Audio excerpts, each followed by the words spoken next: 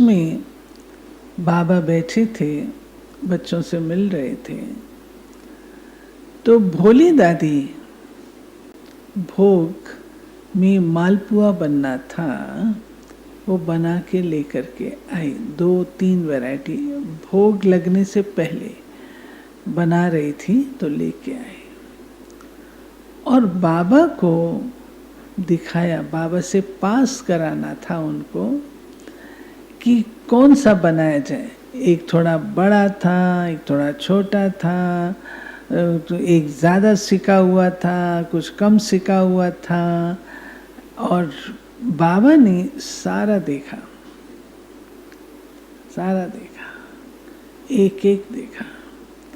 फिर जो most beautiful और मोस्ट अट्रैक्टिव था, पिंकिश कलर, बाबा कहते भोग, ये भोग के लिए ये बनाना है। तो मैं तो बच्ची थी उस समय, कोई ख्याल नहीं, लेकिन बाद में जब यादें आती हैं तो लगता है कि बाबा को कितनी भावना थी कि शिव बाबा को यज्ञ का बना हुआ स्वीकार कराते हैं, तो वह चीज़ कितनी एक्यूरेट, कितनी अच्छी, कितनी प्रॉपर होनी चाहिए। ये एक छोटी सी चीज़ से ही हम अंदाज लगा सकते हैं। ऐसे ही बाबा की ये जो बात है, बाबा भोग में पहले बहनें बहुत लंबा टाइम लेती थी।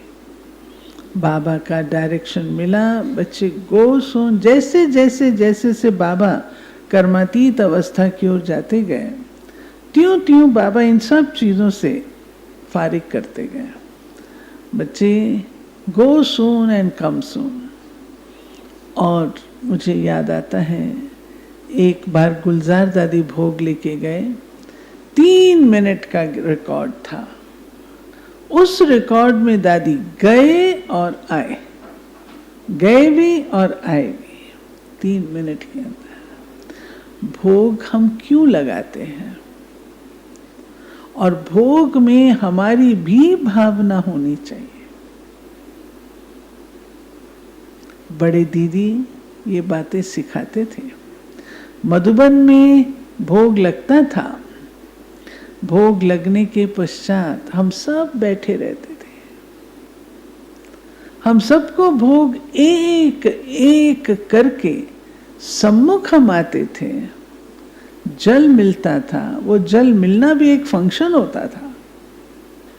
इतनी भावना से, आजकल की तरह नहीं फटाफट लो मेरे सामने 2-2 लाइन बनाओ, ऐसे नहीं, बहुत भावना से जल स्वीकार करते थे और जल पिलाते थे, बहुत भावना से। एक एक सामने आता था, एक एक को पहले दृष्टि देते थे, दृष्टि देके फिर जल पिलाते थे। और जल पीते समय भी हम लोग लक्ष्य रखते थे कि हमारी दृष्टि टूटे नहीं। भले जल पी रहे लेकिन दृष्टि हमको मिलती रहे, ऐसा रखते थे। फिर उसके अतिरिक्त जब भोग होता था तो भोग के लिए एक दादी बैठती थी, एक एक करके आते थे, दादी से दृष्टि लेते थे और हाथ से दादी अपने हाथों से भोग देती थी।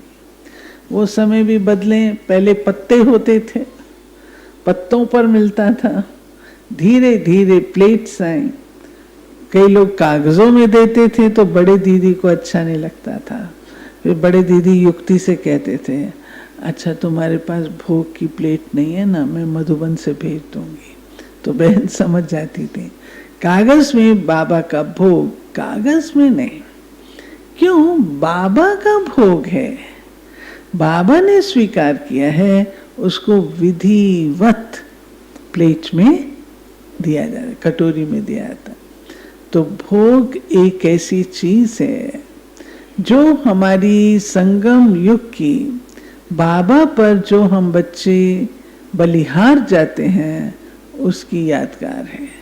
कभी कभी बाबा संदेश में ये बात कहते भी हैं, बच्चे ये तो ठीक, लेकिन बच्चों से पूछो, संदेशी को कहते हैं, बच्चों से पूछो क्या बच्चे बाप पर बलिहार गए हैं? बाप पर बलिहार गए हैं। बाप पर बलिहार गए अर्थात रियल भोग तो वो है ना जिसको बाबा यूज करता है, जिस बच्चे को वारिस बना देता है, असली भोग तो वो है।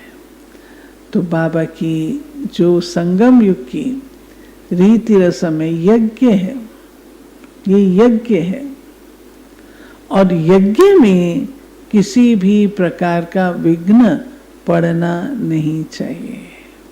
लेकिन ये गायन है कि यज्ञ में असुरों के विघ्न पड़ते हैं, यानी कोई ना कोई ऐसा कार्य कोई कर लेता है जिससे कि नाम बाबा का बदनाम होता है।